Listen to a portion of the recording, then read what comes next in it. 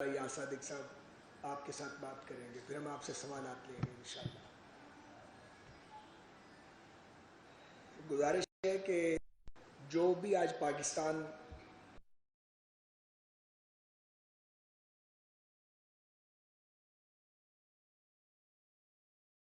ٹولے کا کیا دھرا ہے، ہم حیران ہیں کہ وہ کس بے شرمی اور بے حیائی کے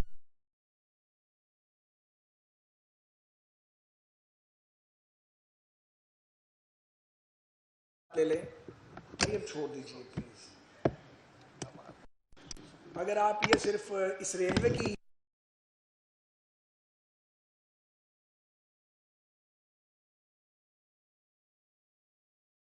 یہ ریلویز کو دے کے گئے ہیں، جس سے ہر سال 2-3 ارب کم ہونا چاہیے تھا 36 سے جب ہم نے چھوڑا تھا، 11 ارب بڑھ گیا، اور انکم جو ہم نے چھوڑی تھی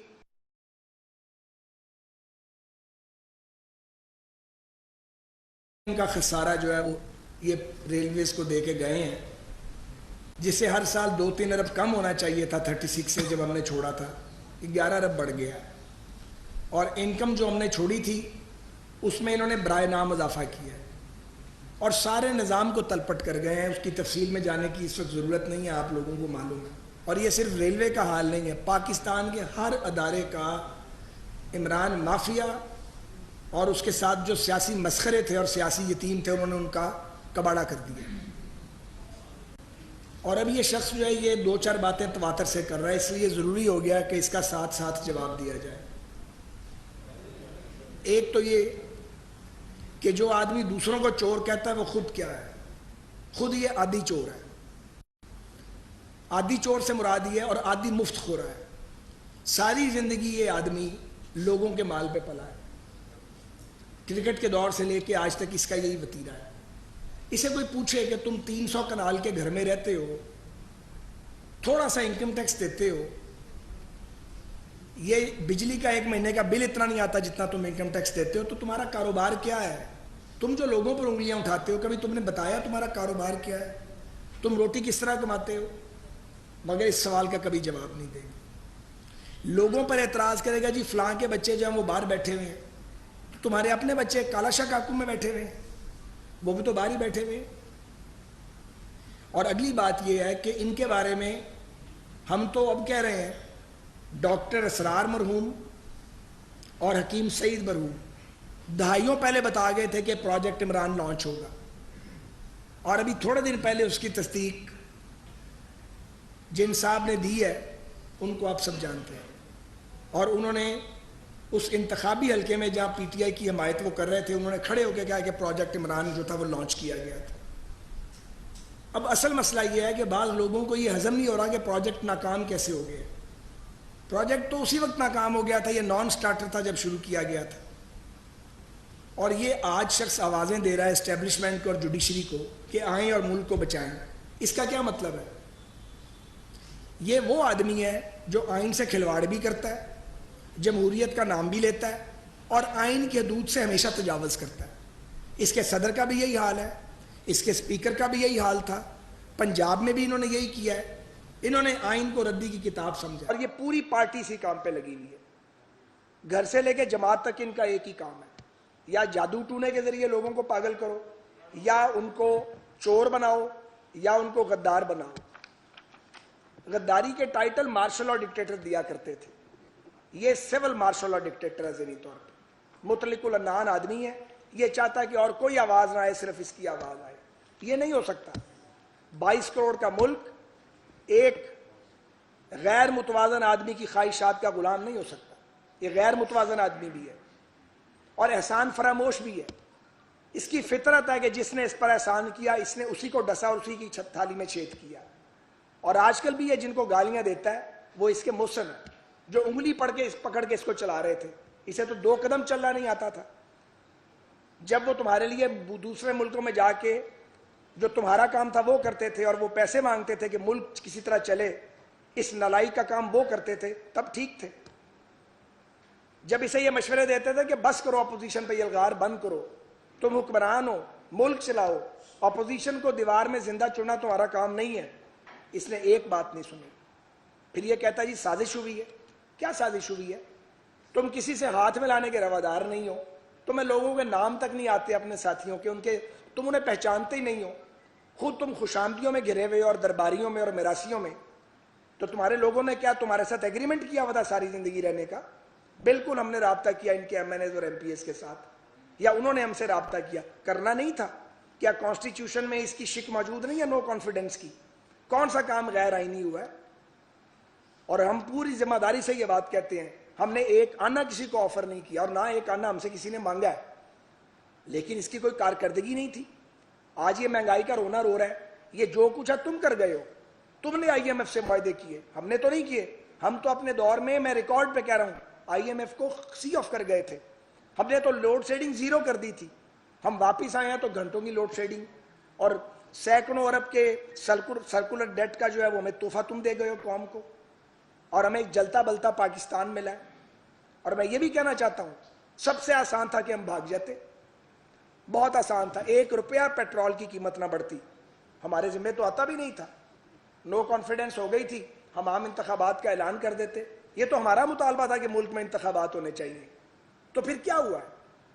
ہوا یہ ہے، اور ہم نے تو ذہن بھی شاید بنا لیا تھا کہ ہمیں نکل جانا چاہیے، فریش مینڈیٹ لینا چاہیے. لیکن عمران خان صاحب کو صبر ہی نہیں ہے. یہ صبر کرتا تو کچھ ہوتا نا،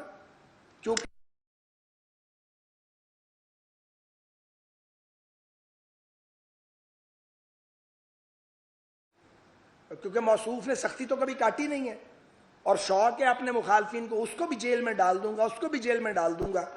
خود تم سے 2.5 دن نہیں نکلے تھے. تو معاملہ یہ ہے کہ ہمارے لیے بھاگنے کا راستہ موجود تھا. لیکن مجھے یہ بتائیں، اگر ہم بھاگ جاتے اور الیکشن میں چلے جاتے تو 90 دن کے لیے کیئر ٹیکر آتے، ان سے تو دنیا میں کسی نے بھی بات نہیں کرنی تھی. ہمارے لیے بات کرنا مشکل ہوا ہے. ہم بات کر کے کچھ نہ کچھ نظام کو چلا رہے ہیں، چلانے کی کوشش کر رہے ہیں. کیئر ٹیکرز کے ساتھ تو آئی ایم ایف اور عالمی مالیاتی اداروں نے بات بھی نہیں کرنی تھی. تو پھر پاکستان کا کیا بنتا؟ سیاست بچ جاتی، ریاست نہ بچتی. کوئی پولیٹیکل پارٹی یہ بوجھ نہیں اٹھا سکتی کہ وہ مہنگائی کی کالک اپنے منہ پہ مل لے، اور کالک بھی کسی اور کی ہو. اور ہم نے یہ بوجھ اپنے سر پہ اٹھایا ہے، اور یہ سمجھتا ہے کہ پاکستان کے لوگ بے وقوف ہیں. بے وقوف نہیں ہیں. اور تمہارے جو پاگل قسم کے حامی ہیں سوشل میڈیا پہ، وہی پاکستان نہیں ہے. پاکستان کوئی اور ہے. پاکستان جو ہے وہ اور کالک بھی کسی اور کی ہو. اور ہم نے یہ بوجھ اپنے سر پہ اٹھایا ہے، اور یہ سمجھتا ہے کہ پاکستان کے لوگ بے وقوف ہیں. بے وقوف نہیں ہیں. اور تمہارے جو پاگل قسم کے حامی ہیں نہیں ہیں.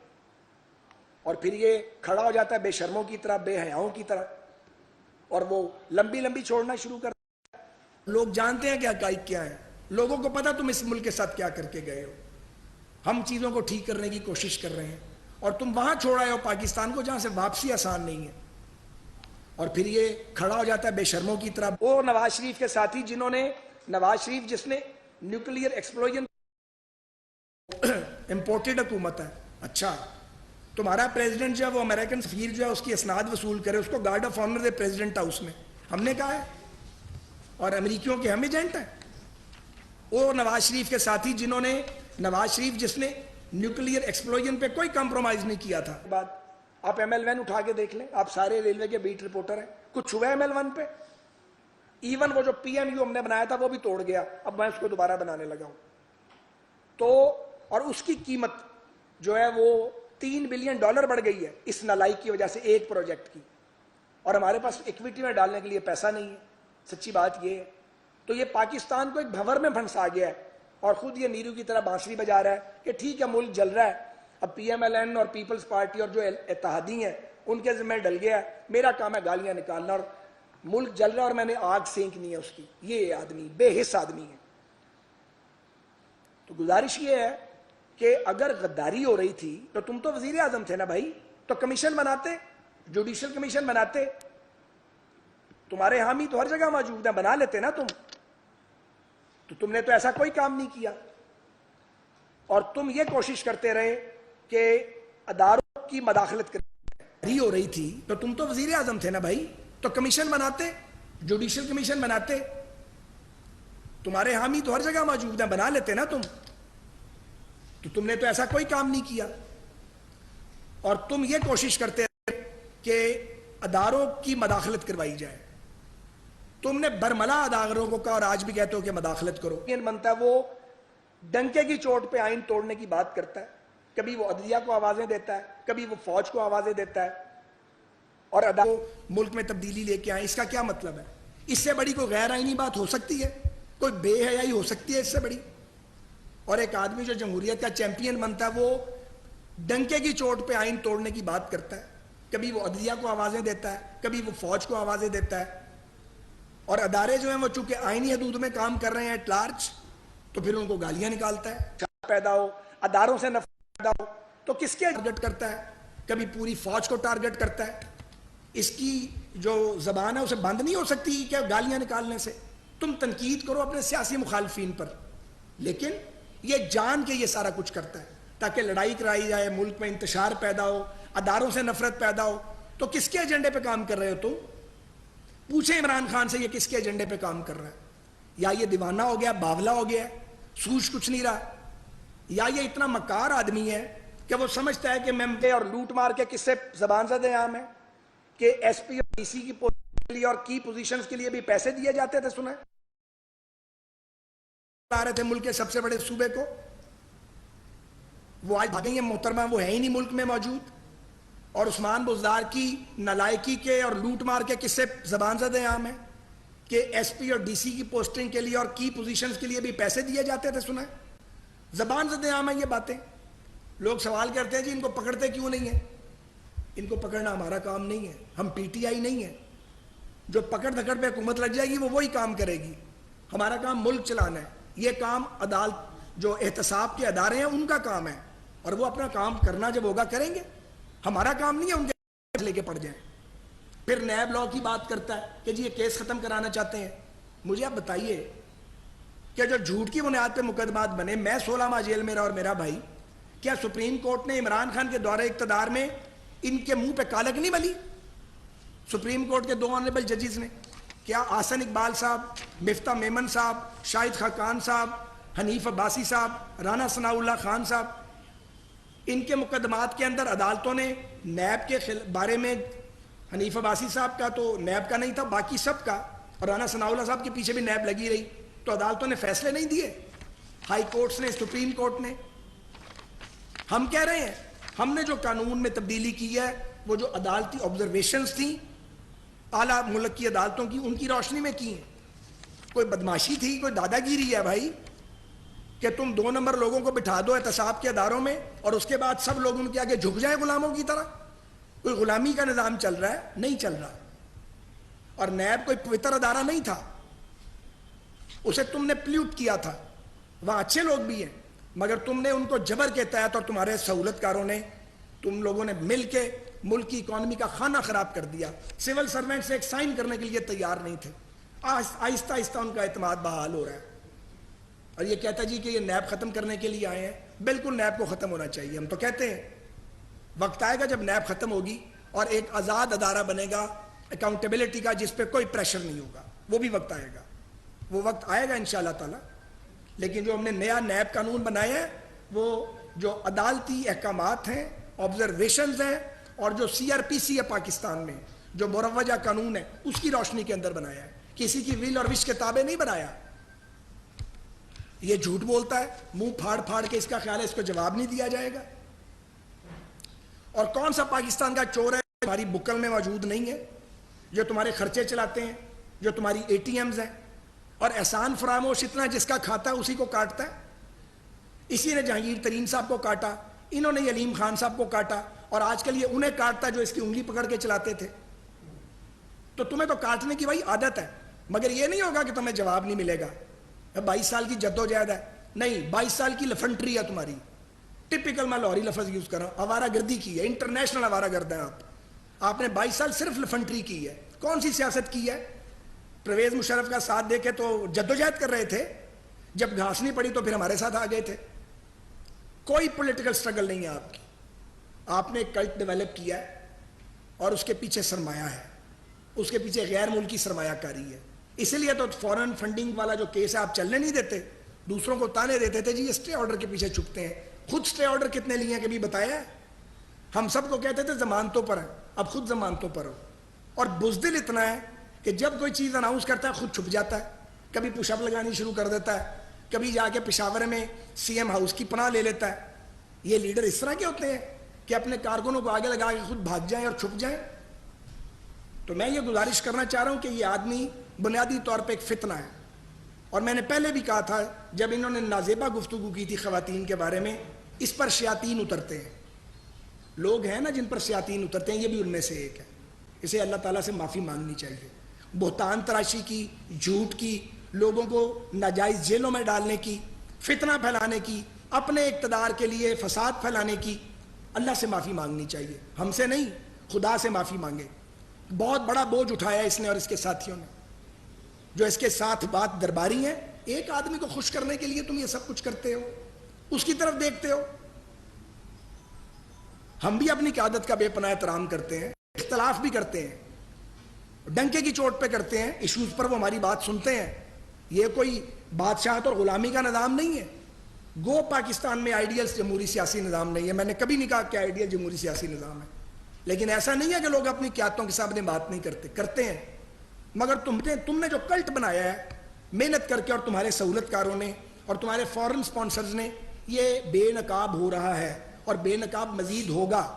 تم نے پاکستان کو نقصان پہنچایا ہے، تم جیسے نالائکوں کی وجہ سے پاکستان آج اس حال پہ ہے کہ ملک چلانا جو ہے وہ مشکل ہو گیا۔ تو میں یا صادق صاحب سے کہوں گا کہ وہ بھی اپنی بات کر لیں، پھر آپ سوالات کیجئے گا، ہم جواب دیں۔ اعوذ باللہ من الشیطان الرجیم، بسم اللہ الرحمن الرحیم۔ شکریہ سعد صاحب۔ آج سعد صاحب کچھ تھوڑے سے دل سے بات کر رہے تھے۔ یہ وہ جذبات ہیں جو میرا خیال ہے ہر پاکستانی کے ہیں، اس لیے کہ ہر پاکستانی بھگت رہا ہے عمران خان کی اور ان کی جماعت کی نااہلی۔ کشمیر کا ایشو آپ سب جانتے ہیں، صرف لپ سروس ہوئی۔ جب ہندوستان کی فوجیں جا رہی تھیں، خود قومی اسمبلی میں انہوں نے کہا کہ ہندوستان فوجیں بھیج رہا ہے مقبوضہ کشمیر میں، تو تب تو خان صاحب نے 2 مہینے پہلے جو ڈپلومیٹک اوفینسو لانچ کرنا تھا وہ تو نہیں کیا۔ جب پارلیمنٹ میں آگے بیٹھ کے بات کی، اس کے بعد اپوزیشن نے تجویز دی کہ آپ ہر ملک میں اپنے الیکٹڈ ریپرزنٹیٹیو اور سفراء کو بھیجیں تاکہ وہ جا کے وہاں بات کرے اور وہاں بتائے کہ کشمیر کا ایشو کیا اور کشمیر میں کیا ہو رہا ہے۔ انہوں نے وہ بھیجنے سے کہہ دیا کہ بھیجیں گے، مگر بھیجا نہیں، چونکہ یہ ٹرمپ کے ساتھ جو وعدہ کر کے آئے تھے بیٹھ کے کشمیر کے اوپر، وہ پورا کرنا تھا۔ اور آپ سب جانتے ہیں کہ وہی شخص تھا جو مودی کے بارے میں کہتا تھا کہ مودی الیکشن جیت جائے گا تو حالات بہتر ہو جائیں گے۔ مودی نے الیکشن جیتنے کے بعد جو کشمیر کا کیا وہ آپ سب کے سامنے ہے، اور ان کی دعاؤں سے اور ان کی خواہشات سے۔ آئی ایم ایف آپ کو اعتبار نہیں کرتا۔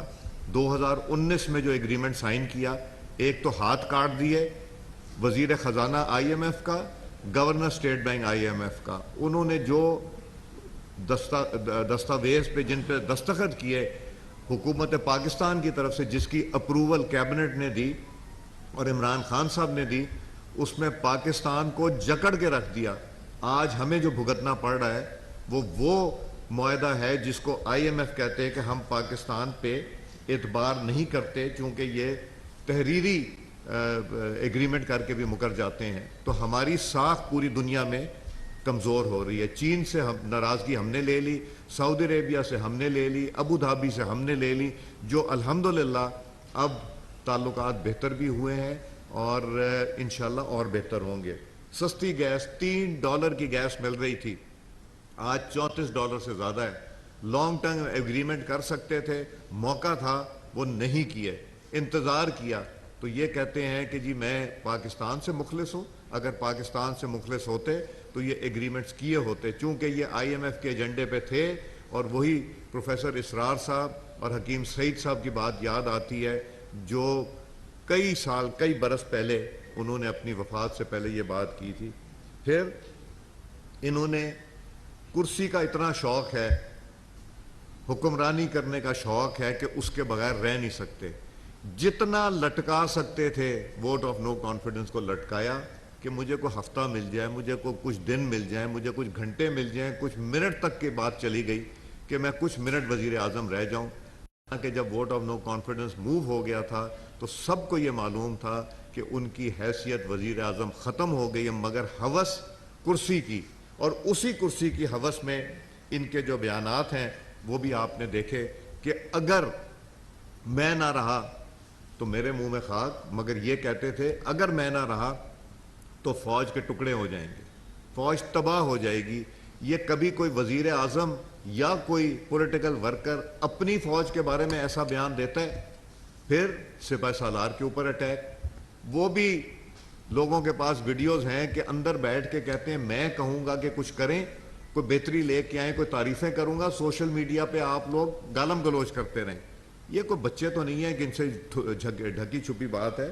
پھر یہ وہی شخص ہے نا جو کہتا تھا اگر میں اقتدار میں نہ رہا، اگر نیوٹرل جو ہیں وہ میرا ساتھ نہیں دیں گے، اگر جوڈیشری ساتھ نہیں دے گی تو خدا نخواستہ، میں خدا نخواستہ کہہ رہا ہوں، اس نے نہیں کہا تھا کہ پاکستان کے 3 ٹکڑے ہو جائیں گے۔ یہ وہی نقشہ ہے جو صدیوں پہلے پاکستان کے بارے میں کرتا تھا۔ وہی جس طرح سعد رفیق صاحب نے کہا کہ جو احسان کرتا ہے اسی کو یہ ڈستا ہے، اور یہ بچپن سے اس کے سارے دوست بھی یہ جانتے ہیں اور میں بھی جانتا ہوں۔ شکر ہے مجھے 1 سال میں ہی سمجھ آ گئی تھی سیاسی سفر اس کے ساتھ جب شروع کیا تھا۔ پھر انہوں نے ایک اور میں آپ کو خبر دے دوں، ایک ان کے خلاف ریفرنس اسپیکر نیشنل اسمبلی کے پاس موو ہو چکا ہے، اور ریفرنس توشہ خانہ سے ریلیٹڈ ہے۔ پیسے کہاں سے آئے؟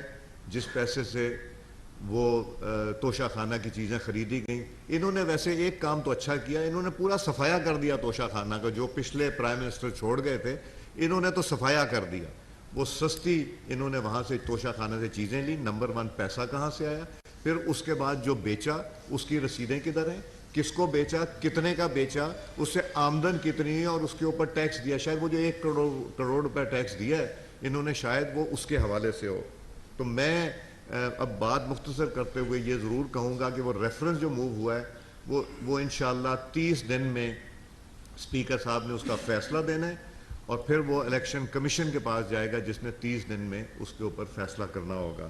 میں اسپیکر صاحب سے یہ استدعا کروں گا، میں نے پہلے بھی کہا ہے، ایک ہم نے ریزولوشن موو کی تھی پارلیمنٹ میں جو یونینیمسلی ایکسیپٹ ہوئی تھی، جس میں کہا تھا کہ حکومت پاکستان کو یہ کہا جائے کہ عمران خان کے خلاف یہ بیانات دینے جس میں پاکستان ٹوٹنے کی بات کی تھی، اور جس نے خدا نخواستہ پاکستان ٹوٹنے کی، اور یہ کہ فوج اگر میرا ساتھ نہ دیا تو فوج تباہ و برباد ہو جائے گی۔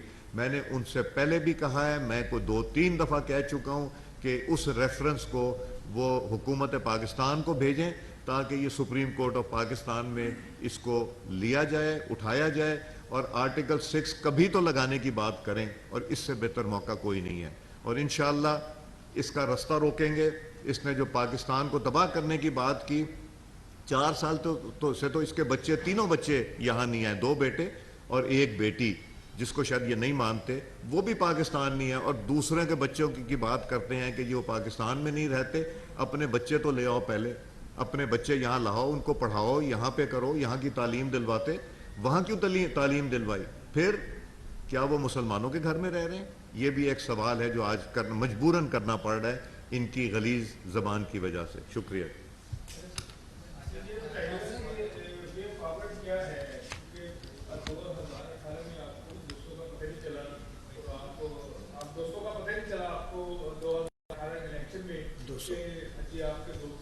دوستوں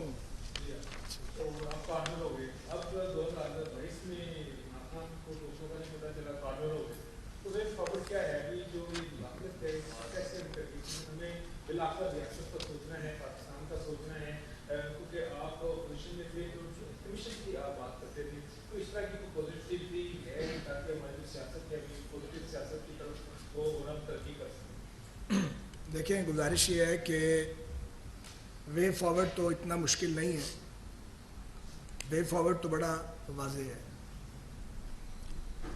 2018 کے انتخابات میں جو کچھ ہوا وہ تاریخ کا حصہ ہے، اسے تاریخ کے صفحات سے مٹایا جا نہیں سکتا۔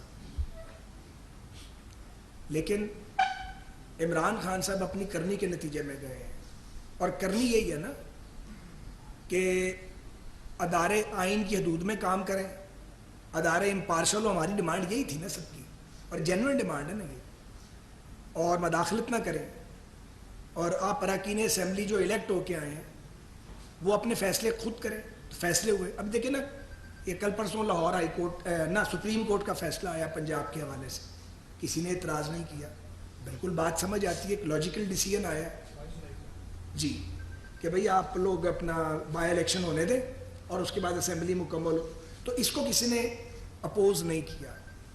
ان کی جب مرضی کے خلاف فیصلہ آتا ہے تو یہ ججز کو بھی ٹارگٹ کرتے ہیں, جوڈیشری کو بھی کرتے ہیں, بارہا کر چکے ہیں. گزارش یہ ہے, وے فارورڈ سمپل ہے.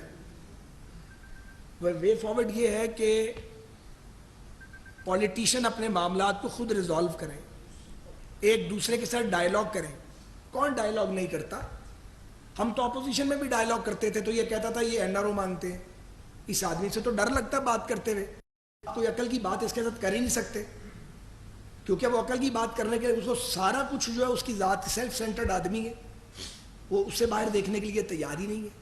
اس سے گفتگو کیسے کی جائے؟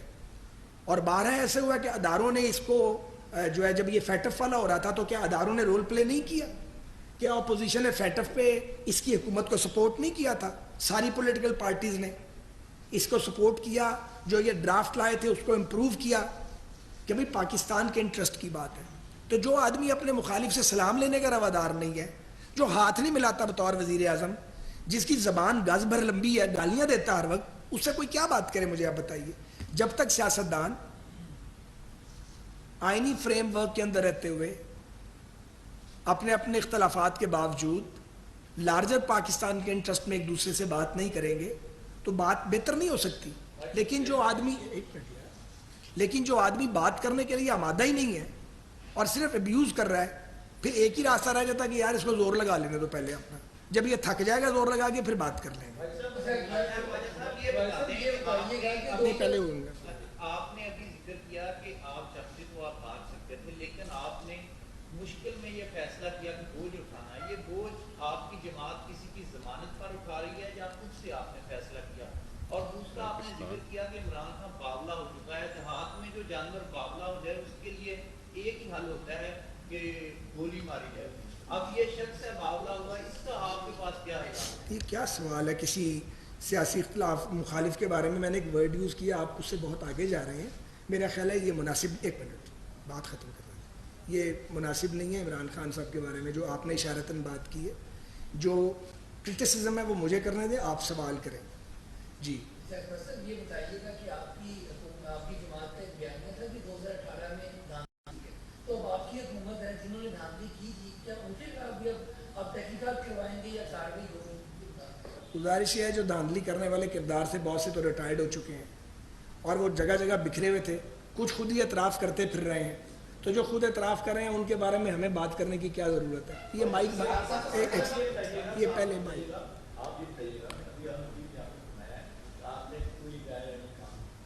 جی آپ نے کوئی غیر کام نہیں کیا.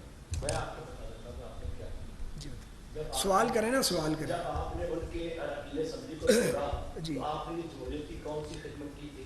کیا ان کو آپ سمجھتے ہیں کہ بڑی سمجھتے ہیں کہ جو منحرف ہوئے آپ لوگوں کی وجہ سے نہیں ہوئے کیا؟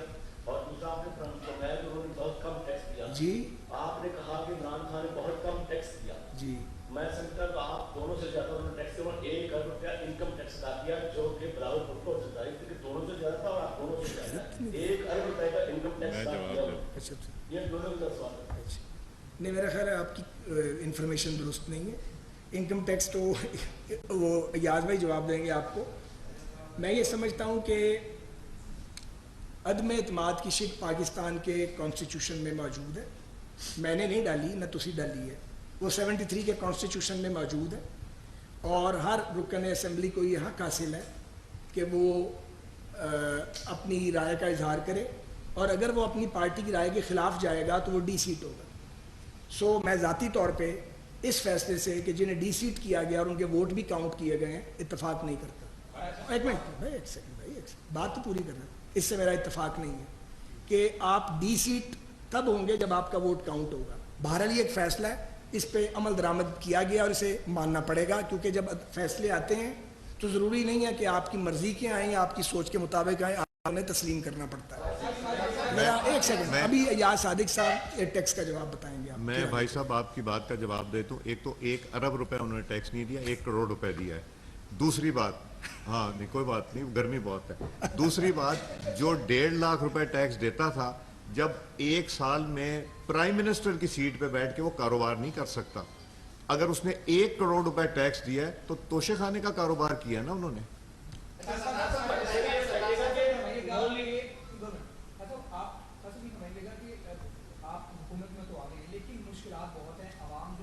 پیٹرول سے بہت تنگ ہے, مہنگائی سے تنگ ہے. وہ کہتے ہیں کہ جو پچھلی حکومت نے کیا وہی اس حکومت کر رہی ہے, اور ہمارے ساتھ جو ہے ہمیں عوام کو ریلیف نہیں ملا. پہلا بات یہ ہے. دوسری بات یہ کہ جب عمران خان آئے تھے گزارے تو انہوں نے جیل میں ڈالا. آپ سمجھتے ہیں کہ اب کو عمران خان کو جیل میں ڈالنا چاہیے؟ ابھی تک ہمارے نائب نے, ہم تو کسی کو پوچھیں.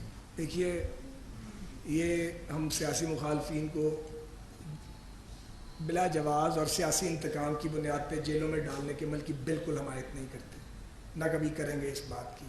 دوسرے, ہم یہ سمجھتے ہیں کہ اکاؤنٹیبلٹی بنیادی طور پہ متعلقہ اداروں کا کام ہے. حکومتوں کا کام نہیں ہے کہ وہ اس کو ڈنڈا لے کے پیچھے پڑ جائیں کہ فلاں کو پکڑو, فلاں کو چھوڑو, فلاں کو رکھو, یا عدالتوں کو دباؤ میں ڈالیں. سو یہ ہمارا ایجنڈا بھی نہیں ہے اور ہمارا مینڈیٹ بھی نہیں ہے.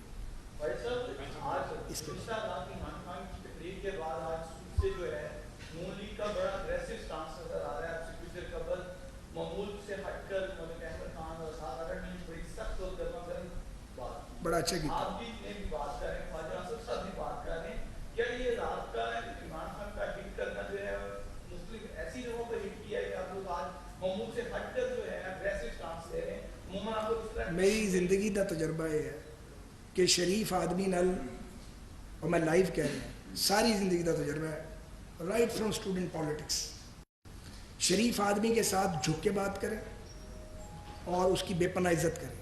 بدماش جو ہوتا ہے نا, اس کی عزت نہیں کرنی چاہیے. جو شخص سیاست میں بدماشی کرتا ہے نا, آپ بدماشی نہیں کر سکتے, لیکن منہ توڑ جواب دینا ضروری ہے, ورنہ اسے بدماشی کی لت لگی رہے گی اور وہ ہر ایک کے ساتھ یہی کرے گا. کے لیے جو ہے وہ کوئی ریلیف فراہم کرے, تو جو آدمی جو دل کرتا تھا کسی کا, وہ اپنی قیمت جو ہے وہ بڑھائے چلا جاتا تھا. وہ بیڈ گورننس بھی ایک ایشو رہا ہے جو کہ انشاءاللہ تعالیٰ اب نہیں ہوگا, اور اگر وہ کسی نہ کسی سطح پہ موجود ہے تو اس کو ختم کیا جائے گا انشاءاللہ تعالیٰ. لیکن اس کی جو بنیادی وجہ ہے وہ تیل کی, پیٹرول کی جو ہے وہ قیمتیں. آپ یقین کریں کہ ان قیمتوں کو بڑھانے میں خدا کی قسم میں نے, ہم سب نے اس بات کے اوپر بڑا دکھ محسوس کیا, لیکن ان کے اوپر اگر کوئی آدمی پاکستان کی 22 کروڑ آبادی میں سے سب سے زیادہ دکھی اور سب سے زیادہ اس بات کے بزد تھا کہ ہمیں یہ کام نہیں کرنا چاہیے, تو اس کا نام جو ہے وہ میاں نواز شریف ہے. آپ یقین کریں کہ جب ہم لندن گئے ہیں, وہاں پہ کوئی, ہم گئے تھے, ہمیں وہاں پہ رکنا پڑا.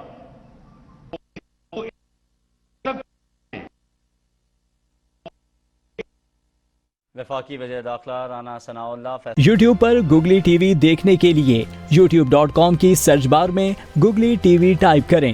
گوگلی ٹی وی کے پیج پر سرخ رنگ کے سبسکرپشن والے بٹن پر کلک کرنا نہ بھولیے. یوٹیوب پر اپلوڈ ہونے والی ویڈیو سے باخبر رہنے کے لیے بیل آئیکن پر کلک کیجیے. آپ کو ہر نئی آنے والی ویڈیو کے بارے میں نوٹیفیکیشن موصول ہو جائے گا.